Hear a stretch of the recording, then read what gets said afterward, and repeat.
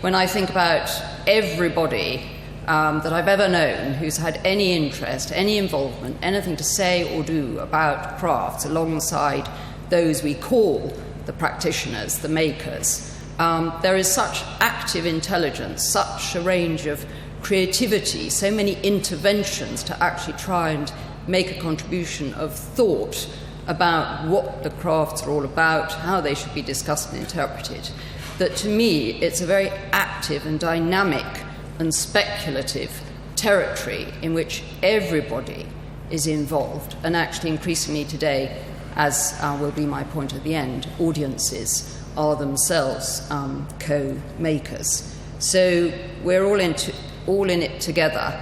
I hope not in a sort of neoliberal capitalist way that is usually said by our elders and betters or youngers and betters. But I want to get that point across, and it's something I'll be happy to talk about. So actually, when Janine kindly invited me, I'm delighted to be here to have this chance to talk about non-makers. I really don't want to use the term because I don't think it's valid.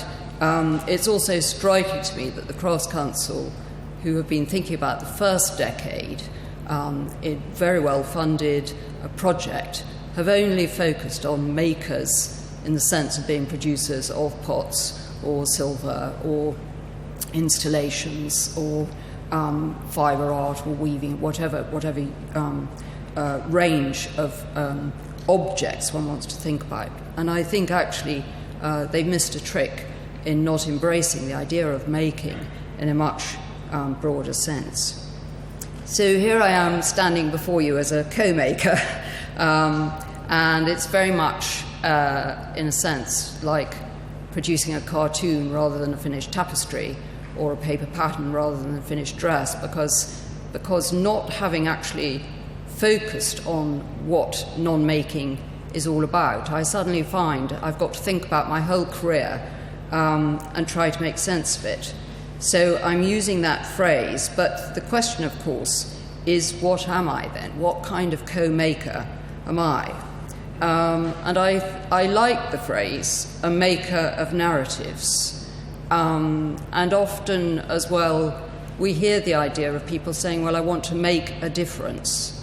And I think those two things, a maker of narratives and making a difference, are what I would contend all of us speaking today, and all of those I've alluded to as part of a kind of crafts community and a territory belong to. But anyway, I stand before you as a writer, a reporter, a critic, a biographer, an essayist, sometimes a polemicist, not a blogger or a tweeter, I have to say.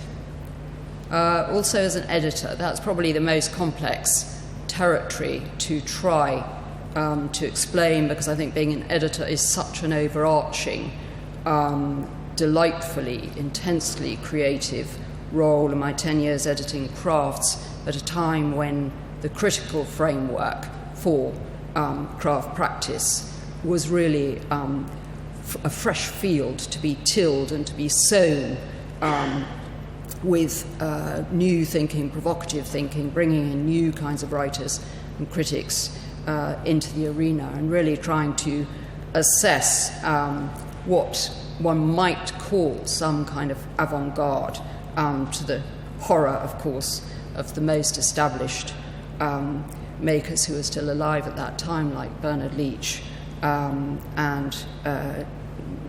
a lot of others I can mention, but conversations with him when I was very young still stay in my mind as a contest about what that might mean.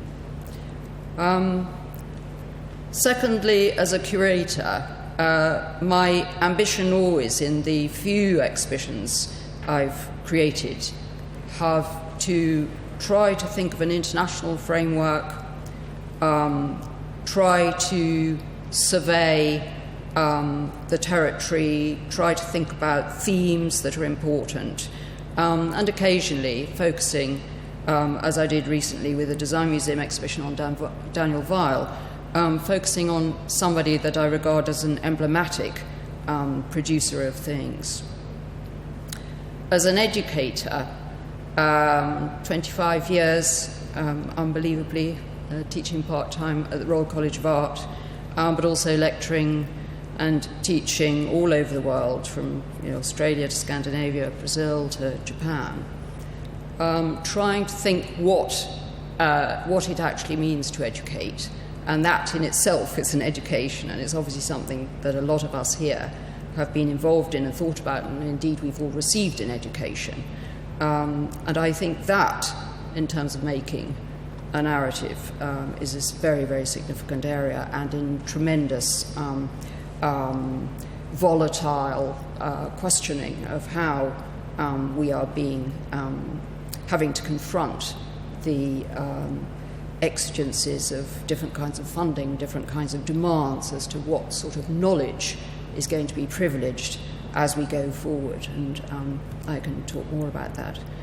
Another kind of making of narratives is as an advisor and a participant in the conversations that go on in organisations, themselves incredibly influential and creative in the way that they actually respond to the possibilities of how to talk about the crafts, how to encourage different kinds of making, how to deal with ideas about engagement. So I'm thinking about involvement with the Arts Council, with the British Council, with the Crafts Council, with Contemporary Applied Arts, with the National Glass Centre, with museums and other organisations around the world, to name a few, where that participation and discussion, often involving the makers as makers, this wretched word makers, when it should be potters or weavers or silversmiths, it would make it easier, but where that has been an incredibly shaping and influential kind of task to undertake. And finally, perhaps in this listing for today, think about being a collector. I'm a completely amateur, arbitrary, serendipitous collector. I wouldn't claim to have any kind of significant discourse in that, unlike Anthony here. But I've been very involved in occasionally collecting for advising on collections, both here and abroad, or sometimes actively being the collector, for example, for the Contemporary Art Society.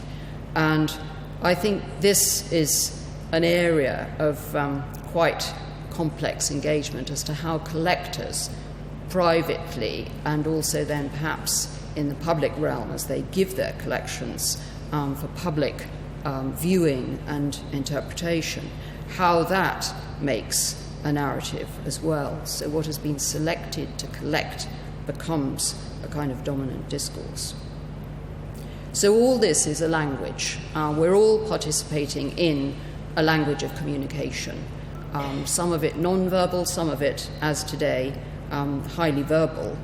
But there is this idea of text and context, which linguistics have given us as a marvellous territory for interpretation. And I'm not going to veer off into talking about Saussure and Roland Barthes today, but I've been quite stimulated by the sort of syntax of thinking about the way in which the idea of the word or the thing has to have its context to really carry meaning. There has to be the word in the sentence and the sentence in the paragraph in order for us to actually be able to communicate effectively.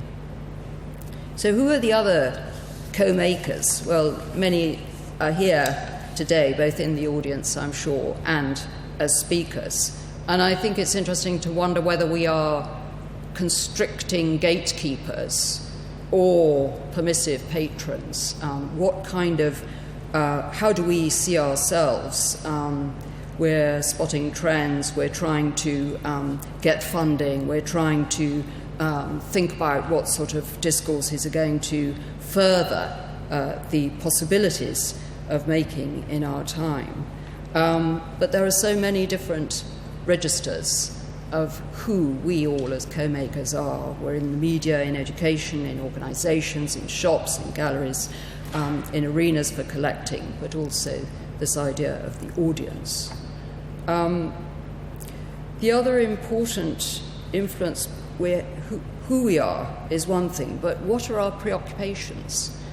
Each one of us engaged in the crafts, those of us who might be called non-makers, which is the phrase I hate so much, we are not passive, inert consumers, in all the meanings of that word, of what things are being made. We have our own thoughts and preoccupations about why we're engaged in this territory at all. For me, inclusivity has been incredibly important. I've always wanted to think about the world at large, not just a kind of British framework. I've always been interested in class and gender and how that shapes the discourse. I've always been interested in the idea of freedom, and that involves a kind of independence and an individuality, but also a freedom to choose one's collaborators, to choose how to frame meaning. And I mean, it's something William Morris would completely understand. I've always been interested in social purpose, but then deeply as well interest in aesthetics and taste and the formation of visual culture, the question of whether, what the avant-garde can possibly mean, and the relationship between craft, art, design, fashion, architecture, all the aspects of visual culture, and indeed film and photography increasingly. And in this kind of conceptual framing of all these different interests, that's been played out in the making of narratives that I've undertaken in books like International Crafts, in editions of Crafts magazine over 10 years, as I've mentioned, exhibitions like The Raw and the Cooked, Objects of Our Time, Only Human, the biographies of Michael Rowe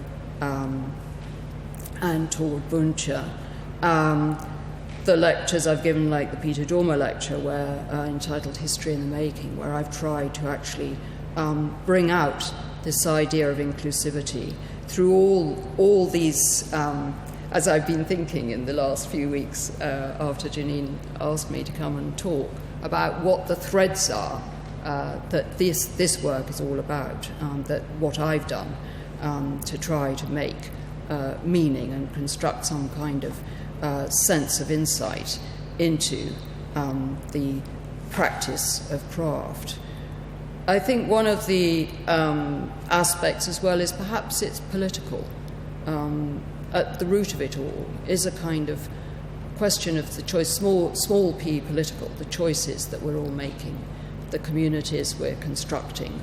And when I've, for example, included Grayson Perry's embroidered dress in Objects of Our Time in 1996, which was embroidered, as perhaps some of you will know, with all the detritus of war, the guns, the exploded, torn limbs from figures because of what had gone on in Bosnia and Kosovo. And he was trying to make this beautiful folk garment that looked spectacular. But in that exhibition, as you approached it and saw the detail, the provocation was clear as to what we needed to think about. And in Only Human, which was the first time the Crafts Council actually did an exhibition on figurative work, purely the idea of the figure, and a sort of body and soul exhibition, it was important to me to include photography by Nick Knight, which showed disabled people, particularly Amy Mullins, I think, who stood out in that, where Alexander McQueen had made particular kinds of clothing that would enable the grandeur and pride of an individual to stand out as being as normal as everybody else. And this was long before the Paralympics and all the dialogues that we're used to now on inclusivity took place. What, though, are the conditions?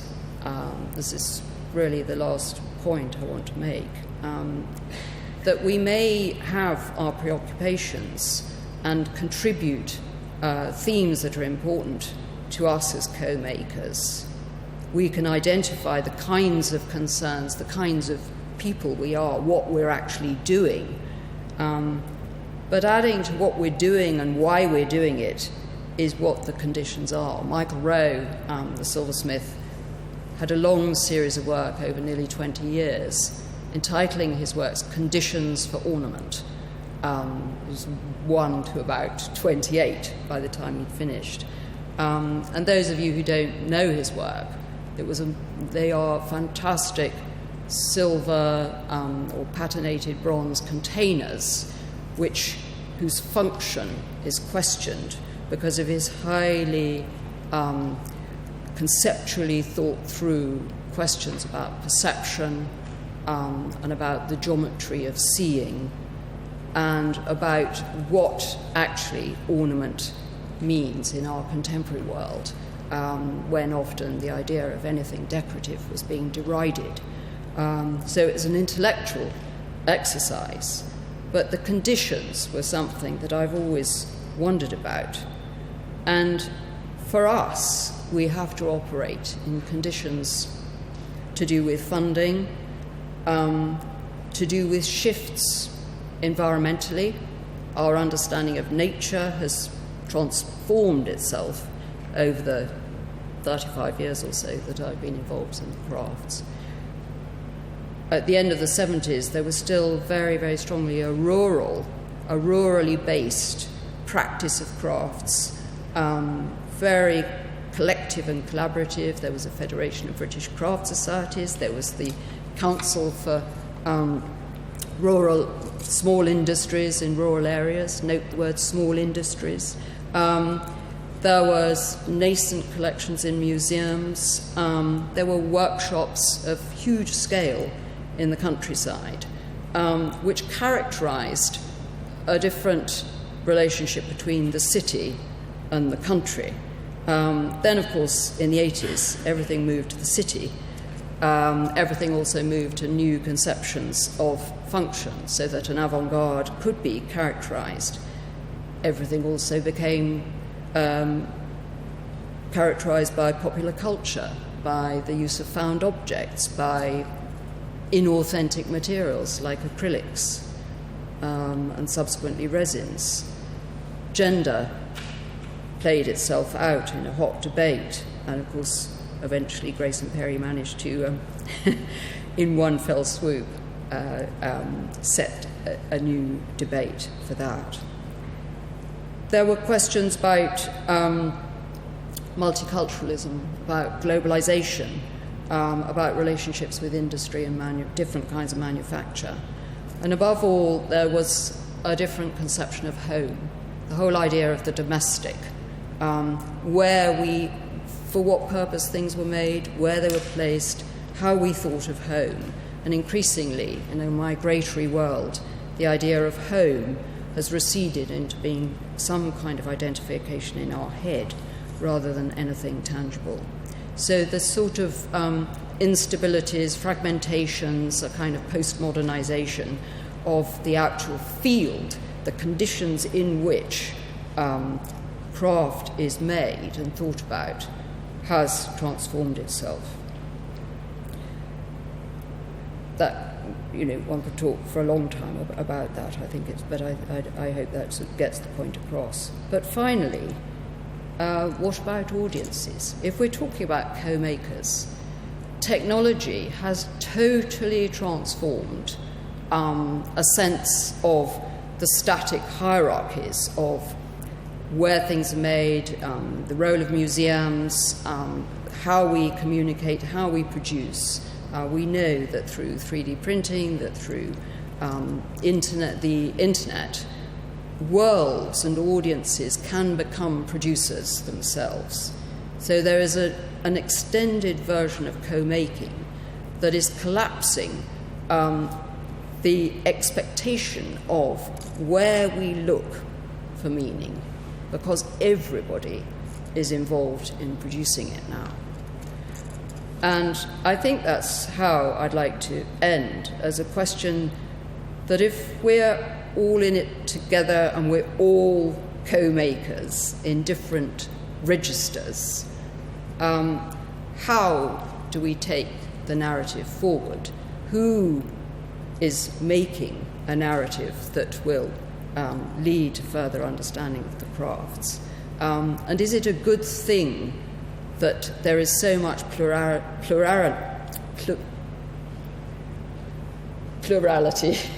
sorry, and not least, of course, the constant wish by so many makers to call themselves artists or to sort of resist categorization of any kind, so that we have a wonderfully blurred, cross-fertilized sense both of making and of what we are all talking about.